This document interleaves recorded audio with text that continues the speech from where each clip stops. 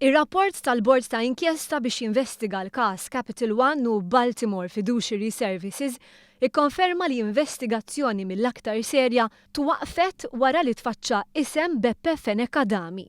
Tant li kkonferma kif wara li tfaċċa isem id-Deputat Nazzjonalista, il-każ sar hot potato.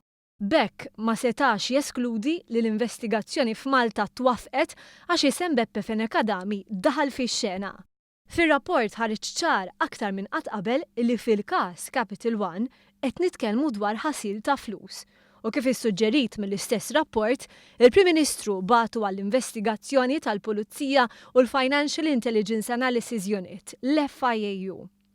Ir-rapport ta' inkjesta indipendenti kien ippubblikat kif imwiegħat mill-Prim Ministru u nkiteb minn bord magħmul miċ-Chairman l-eks imħallef Joseph David Camilleri u l-eks imħallfin Lawrence Quintano u Philip Xiberras.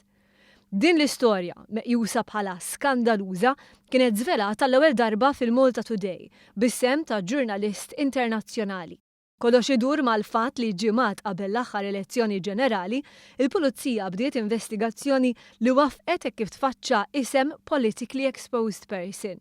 Dan kien Beppe Fenek Adami, direttur fuq Baltimore Fiduciary Services Limited, li f'Malta kienet tmexxi l-affarijiet tal-Capital One. Dan l-irwol Fenek Adami kien jaqdih fl-istess żmien li kien assistent parlamentari fl-uffiċċju tal-Prim Ministru, wara li l-eks Ministru Carmel Fsud Bonnici kien imġiel jirriżenja mill-Parlament. Nies mitħla ta' Kastilja dak iż-żmien jgħidu li Fenek Adami kien qisu l-Ministru tal-Pulizija. Il-Bord ta' inkjesta kien kritiku ħafna tal-Pulizija u saħansitra jgħid li kien hemm nuqqas serju min-naħa tal-Pulizija meta din l-investigazzjoni ma tmexxietx kif suppost kellha titmexxa. Saħansitra f'diversi partijiet tar-rapport kien innotat li sparixxew dokumenti mill-fajl tal-Pulizija.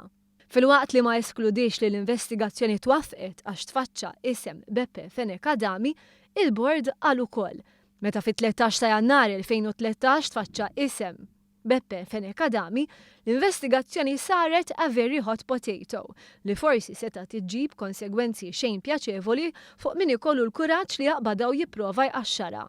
Il-qawl jgħid l-addardarx lajn li tixrob minna, ma persuna integra ma timxix ma dan il-proverbju.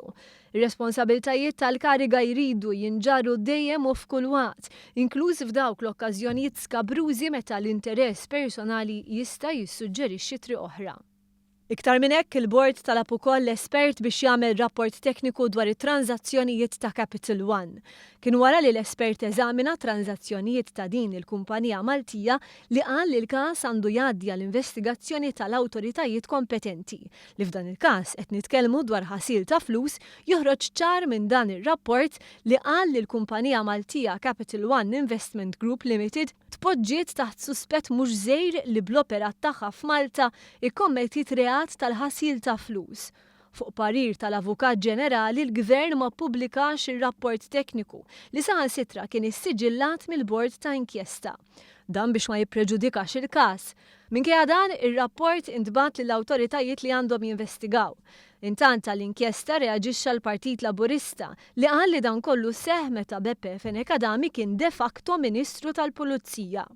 Filwaqt li nota n-nuqqasijiet gravi tal-inkjesta, il-Partit Laburista qal li jekk irid jitwemmen kelm oħra milli jgħid dwar responsabilità politika, il-kap tal-Oppożizzjoni għandu jifhem il-gravità ta' dan ir-rapport u jgħid x'passi se jieħu fil-konfront tad-deputat kap tiegħu.